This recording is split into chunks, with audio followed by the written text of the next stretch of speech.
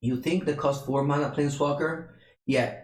Did I already answer you? The 4 mana Planeswalker is bad because you need all your lands.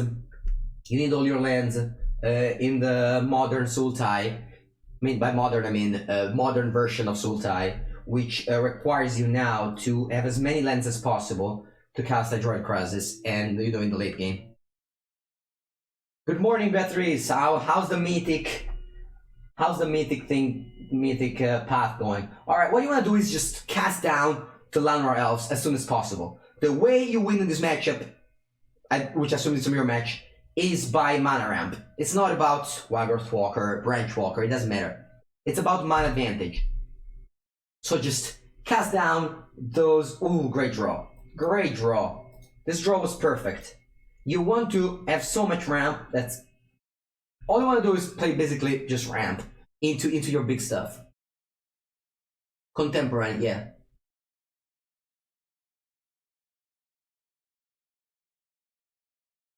Alright, opponent, I think I misclicked. I went to top graveyard. You don't want to do, I mean, some matchups you want to do top graveyard, but not this. Wow, another Jade Light, another Elf. Okay, now we need to find, I guess, a land and Crisis would be great. Yep, alright. We don't find lands, we just find a bunch of Explorers, which I don't care. And I just pass. I don't want to attack here. Pass down, and boom, another one. Alright. Okay, they found it. Wow, they graveyarded and a Vivian Reed. Alright, they don't have land. Do draw another Jade Light. That's a lot of Jade Lights being drawn. Alright, let's just Jade Light them up. What do you think of Thief Society in the board? I don't like it because I don't think what? How can I have so many Jade Light? Because I don't think my mana base can afford it. And also I don't think it's particularly good against in the mirror match.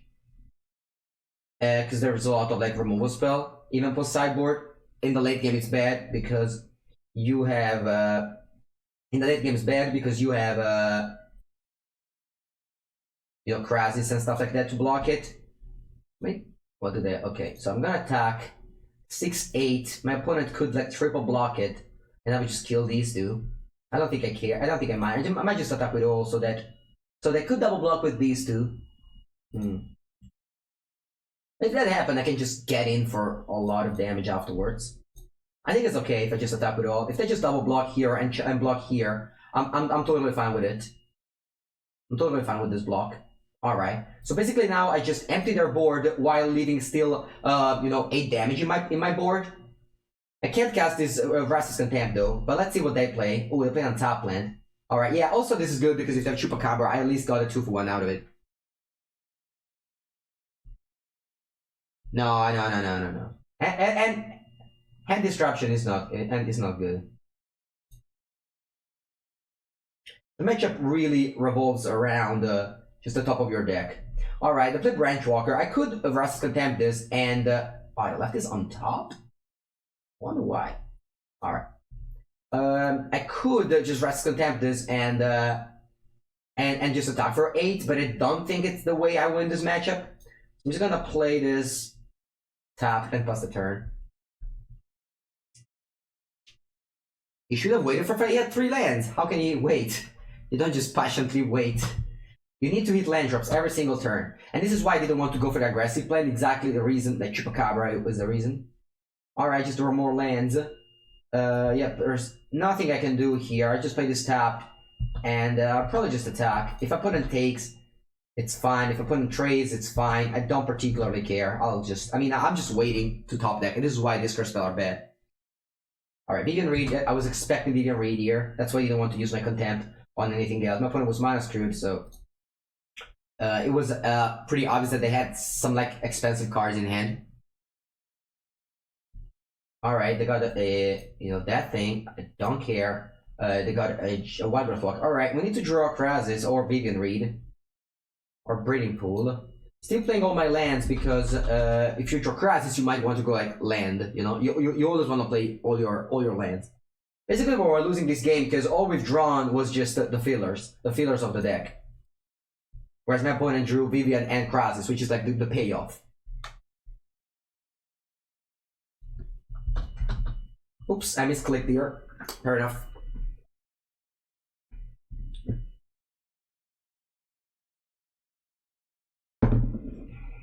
Alright, Carney T. Yeah, now I'm gonna get out. Alright.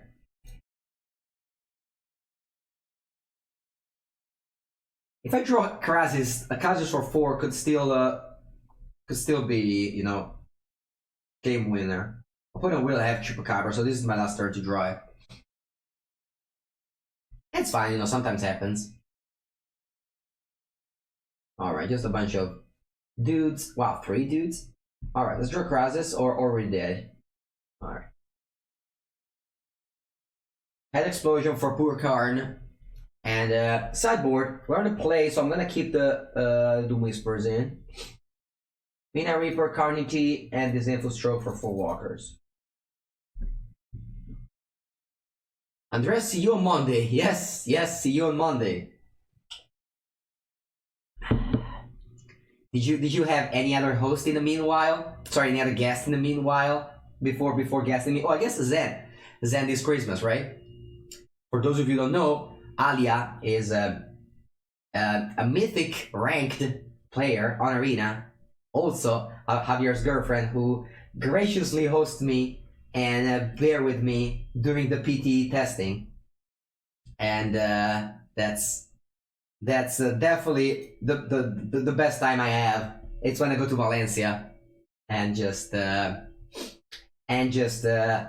test day and night with Javier, eat wonderful Spanish food.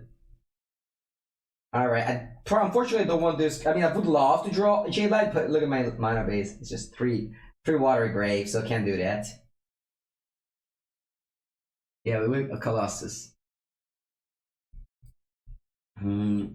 Alright, we draw Forest.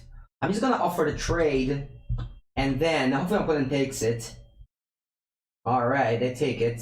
So I'm just gonna go find, just get my 2 for 1, and play my top land.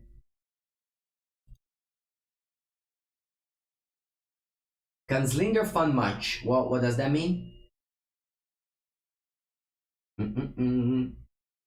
Alright, let's see if they have a land. Alright, they do have a land. They leave it on top of Krasis. I'm just gonna go Jade Light here, or actually double Branch Walker's better. I'm looking for lands. I'm and Krasis now. Oh, Doom Whisper. The thing with Doom Whisper is that I think it's fine. To mention the top deck is also approach. Alright, so they also have a Vivian Read. Alright, can't cast Doom Whisper because they have Vivian Read on top, so I'm just gonna cast Vivian Read on myself. Plus it and pass.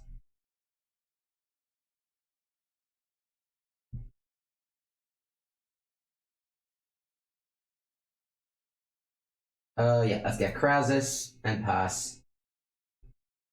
Pass because if you attack, they just take and then attack Vivian back, so of course you have to defend your Planeswalker. Alright, this is a clear mirror match. We play the same spell, but we play the Fan Finale, so we find ourselves in advantage. Okay, what did I get? A Chupacabra, fair enough. So this Doom Whisper is gonna be kind of forgotten about. So what do I want to do here? I could Crisis for 4. Or just Carney. Good Carney. If I Carney, my opponent could just double block Carney and, you know, not much happens. But if I just attack Vivian now, and then play Carney, I think that's good. I'm just gonna attack Vivian. Let's see, if they want to trade, then my Carney, then my opponent will not double block the Carney. Alright, I think I'm gonna take a land here.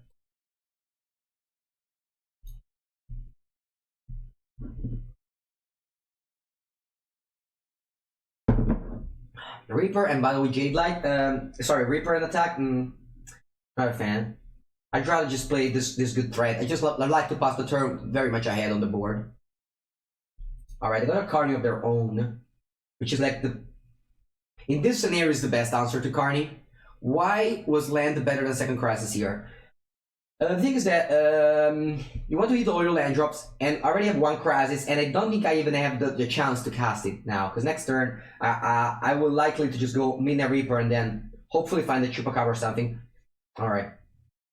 Now my opponent is threatening to block my Carney. I think I want to go big on plus and find Hostage Taker or Chupacabra. What's the options now? So if I cast Midnight Reaper and attack with Carney, I would just kill all their stuff. My Vivian's on zone 8, by the way, guys. Did you see that? My Vivian's on 8. New legacy video. Alright, thank you very much, Ryan, for the host. It's the second day in a row. I really appreciate you. Thank you very much. Even though I'm not drafting today, it's just gonna be constructed. Alright, guys. Now we need to think about it a little bit better. Because Vivian's on 8, you win the game if you ultimate Vivian. I think I'm just gonna play a bunch of random creatures and pass the turn. So a bunch of random creature it is. It's gonna be just Jade Light and Midnight Reaper pass, and then let's see what happens.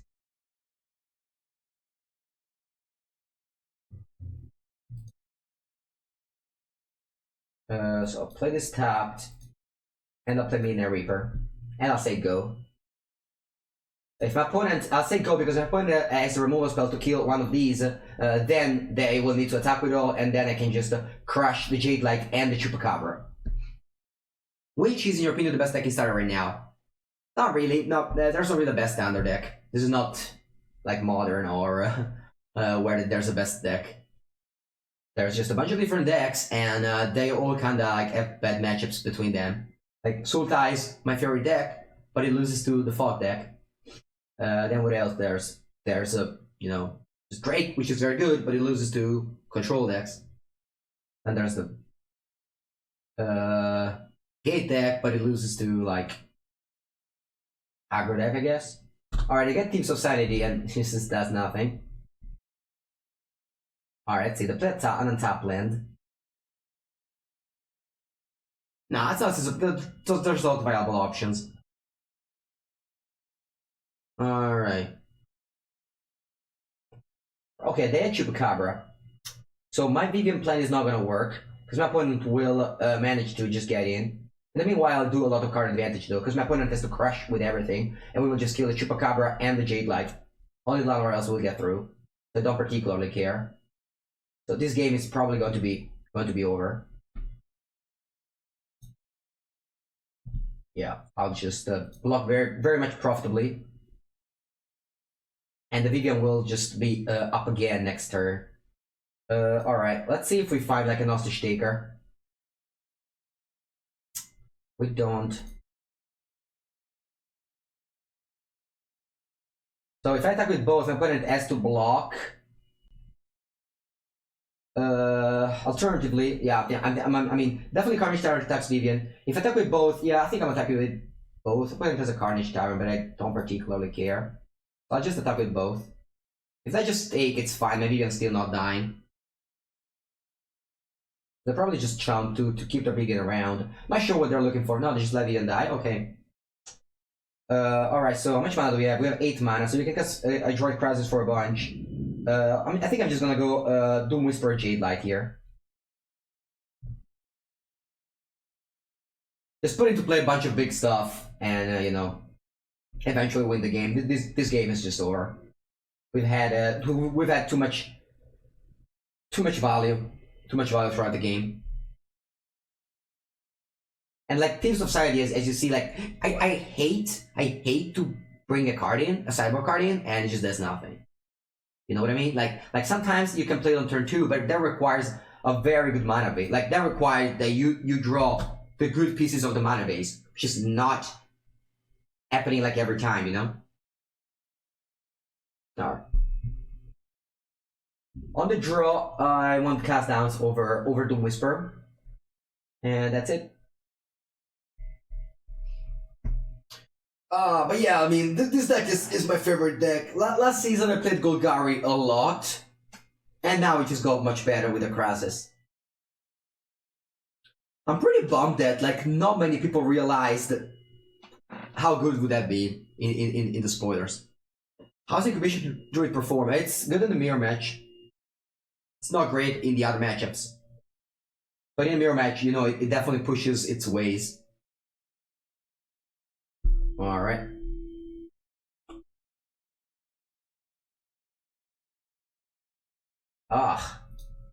Hopefully we draw Forest, because we don't have an untapped land on turn 1, and... Come on, Forest, yes. Alright, this is now great, because we have a lot of mana ramp, which is what you want to do, and we have cast down for Darylan or Elves, or a Droid or Incubation Druid if they play, and then we have a Droid Crisis to win the game. Ooh, Thought Erasure. Alright. Do you think a creature-based Demir deck could ever work? I mean, I definitely like it better. I definitely like Esper Midrange better than Esper Control. But, you know, there's some...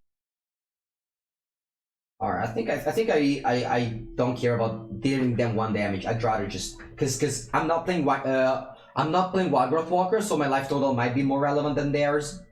Because, I don't know, everyone just keeps in Wildgrowth Walker for some reasons.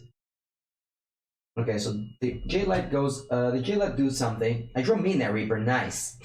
So what can I do here is, just cast Midnight Reaper and leave 2 up for a cast down. Alternatively, I can just put a counter on the Incubation Druid, but the problem with that is that if my opponent has, I'm just gonna tap these. If my opponent has something like a Chupacabra or removal spell, then it's, you know, it's pretty bad. I mean, obviously, if we know they don't have a removal spell, it's better to just pump Incubation Druid and cast Krasis, but we don't know that. I've left in Walker to have something to survive. Yeah, it's not what the matchup is about. All right, I think I like to just block here, just trade and draw a card. I don't mind. I don't mind to use my Midnight Reaper just as, like, you know, a card advantage engine. A removal spell, draw card. How's the matchup against Drake's for Sultai? It's very close. It's very close. It really depends on how many Duraces you see, how many cast down you see, how well the Drake's deck draws. You know, it really depends on you know, a bunch of key stuff. Alright, I'm gonna keep my cast down around. I don't necessarily need to play it. Like, the cast down, it's there because... No, it's not bad. It's not bad. I need to keep my cast down around also because of what's it called? Hostage Tier. So cast down, it's never a bad card. You know what's a bad card? Thought Erasure. Thought Erasure, it's definitely not what the matchup is about. Sure, you might just, you know, get their mana flood hand, which is 1 threat, but it's like so situational, and you're not. They have 2 forests. 2 forests. How can you play a deck with like 4 or 5 forests, Land or Elves, and Thought Erasure in your deck? It's just so greedy. All right, I'm gonna just play the Branch Walker. All right, they might have cast down, so I'm not interested in just going for the Adapt on the Incubation Druid. I think I'm just casting a Hydra 5/5 that will survive to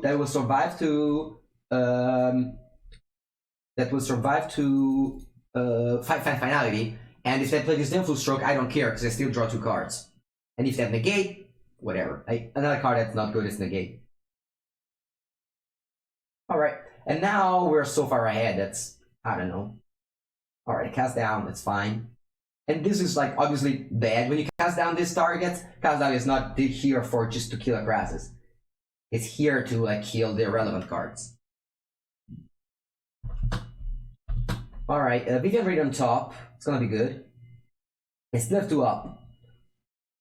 So they still could have a counter for my Vivian Raid. I'm not entirely sure what to do this turn. Ooh, Chupacabra.